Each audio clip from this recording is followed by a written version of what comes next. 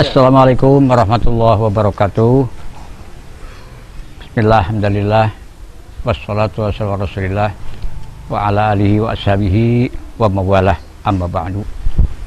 Faqala ta'ala fi kitabillah, a'udzubillahi minasyaitonir rajim. Bismillahirrahmanirrahim. Alladzina yu'minuna bil ghaib wa yuqimuna shalah wa mimma razaqnahum yunfiqun. Para pemirsa yang sangat kami cintai dan mudah-mudahan dicintai Allah Subhanahu wa Ta'ala, pada ayat ini memberikan petunjuk siapalah al-muttaqin itu, orang yang takwa itu. Orang yang takwa ada beberapa ciri, di antaranya wa yuqimunas shalah. Orang yang bertakwa itu selalu selamanya membangun sholat, tidak hanya mengerjakan sholat. Membangun ini mengerjakan sambil diupayakan, diusahakan peningkatan kualitasnya, tentu kekhusyuannya, kehadirannya, sebagainya. Para pemirsa yang sangat saya hormati dan kami banggakan, juga kita sebagai umat iman jangan menganggap enteng sholat, karena sholat itulah imaduddin, tiangnya agama. Barangkali tanpa sholat, agama tanpa tiang. Bagaimana kalau rumah tanpa tiang? Akan hancur sendiri kan. Jadi itu sholat ini jangan dipikirkan hanya manfaat di akhirat yang masih jauh mungkin lah, mudah-mudahan karena umurnya masih panjang. Tapi insya Allah di dunia pun akan terasa manfaatnya orang yang sholat itu. Para ulama menyatakan berdasarkan ayat khusus tentang bagaimana pentingnya kita berwasiat sholat kepada keluarga.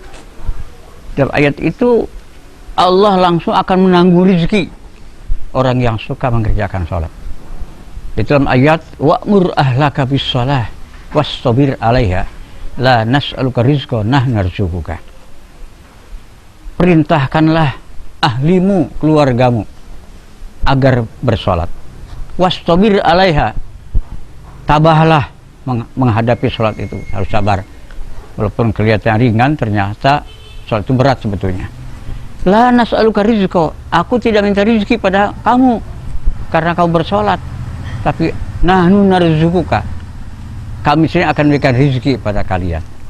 Oleh sebab itu dijamin insyaallah di dunianya sendiri orang yang suka sholat insyaallah tidak akan kekurangan rezeki, mungkin akan lebih rezekinya juga di samping rezeki yang pokok pada siapapun. Jadi yakin, bahkan sholat yang khusyuk itu bisa jalb rezeki dari rezeki. Kemudian sholat juga bisa menjauhkan penyakit, bisa menjauhkan kejelekan, bisa menjauhkan kemungkaran. Juga itu Al-Quran.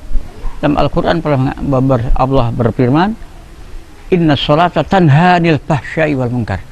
Sholat itu bisa menghalangi, mencegah kejelekan, bisa mencegah mungkar. Jadi kalau kita bicara masalah kesehatan, walaupun tujuan sholat lillahi ta'ala, bukan li sehat wal afiat, tapi insya Allah dengan sholat kita akan menjadi orang yang sehat. Apalagi kalau kita sholatnya betul-betul sesuai dengan aturannya, bagaimana tertibnya, bagaimana tumakninahnya, terutama dalam sujud. Itu ada yang mengatakan sujud, kalau sujud itu bisa mengobati penyakit dalam, penyakit mah, penyakit ginjal, penyakit paru-paru dan sebagainya dengan sujud itu. Sujud. Walaupun sujud sendiri adalah lillahi ta'ala, bukan lisihul afiyah. Itu ayatnya tadi bahwa sholat bisa mencegah, bisa menghalangi kejelekan, bisa menghalangi mungkar. Oleh sebab itu mudah-mudahan paling tidak kita beristiqamah untuk sholat yang 5 waktu, karena sholat itu puncak bersyukur kepada Allah, puncak bersyukur kepada Allah. Konon kabarnya iblis itu sebelum di PHK dari surga itu setiap langkah sujud di hadapan Allah. Maka tidak aneh kalau iblis bisa ngomong dengan Allah, karena dia orang dekat dengan Allah. Karena memang kecuali setelah di PHK dari surga, jadi menggoda kita itu. Maka sholat ini adalah bentuk bersyukur, puncak bersyukur pada Allah. Bahkan tidak hanya sholat yang 5 waktu, ada sholat-sholat sunnah rawatib, ada sholat duha, ada sholat witir, ada tahajud, sholat malam. Sebelum berdoa tengah malam ada tahajud, ada sholat istikharah, ada juga sholat awabin, ada sholat hajat dan sebagainya. Tentu tambahan-tambahan ini barangkali artinya setiap saat kita bisa bersolat, tidak hanya yang 5 waktu itu, walaupun yang pokok ya adalah yang 5 waktu. Barangkali itu yang bisa kami sampaikan. Mudah-mudahan kita menjadi manusia yang gemar sholat, gemar komunikasi dengan Allah, gemar curhat dengan Allah. Karena Al-Ghazali pernah menyatakan, kalau ingin curhat dengan Allah, bersolatlah. Kalau Anda ingin berbicara dengan Allah, bersolatlah. Sholat ini adalah bentuk kita berkomunikasi dengan Allah Azza wa Jalla. Dalam sholat ada beberapa doa, kalau saya katakan panjang, karena ini hanya kultum. Dalam doa, sholat itu panjang sekali, bahkan ada 8 doa di antara 2 sujud yang perlu juga diketahui oleh umat iman, agar nanti dalam penekanan doa inilah apa yang diinginkan oleh kita di dunia ini ada dalam sholat.